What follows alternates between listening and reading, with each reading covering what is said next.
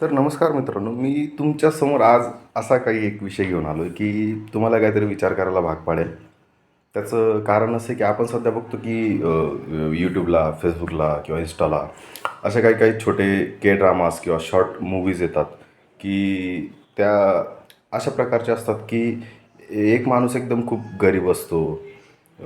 एक माणूस खूप एकदम असं नीच नालायक प्रकार असतो. म्हणजे एकदम क्रूरता असते त्याच्या ह्याच्यात आणि त्या ड्रामाचा असा काही संदर्भ दाखवण्याचा प्रयत्न करतात ते, की जो नालायक माणूस असतो आणि तो ज्याच्या कलीगशी वगैरे ज्याच्या काही संबंधित असतो, तो त्यांना एकदम खूप प्रेम करतो. प्रेमाने आदर वगैरे सगळं सन्मान वगैरे चालू असतो आणि त्याचा काहीतरी दृष्टिकोन वेगळाच असतो. प्रॉपर्टीजचं असेल किंवा बिझनेस वगैरे ते जे काही ड्रामाजमध्ये वगैरे विषय असतो तो. आणि जो काही चांगला व्यक्ती असतो तो त्याचं त्याचं काम वगैरे सांभाळत असतो. पण त्याच्यात जो नालायक व्यक्ती असतो, जे काही ते पात्र असतं, ते असं काय दाखवण्याचा प्रयत्न करतं, की मी किती चांगला आहे आणि मी किती समोरच्यासाठी खूप चांगल्यात चांगलं काम करू शकतो.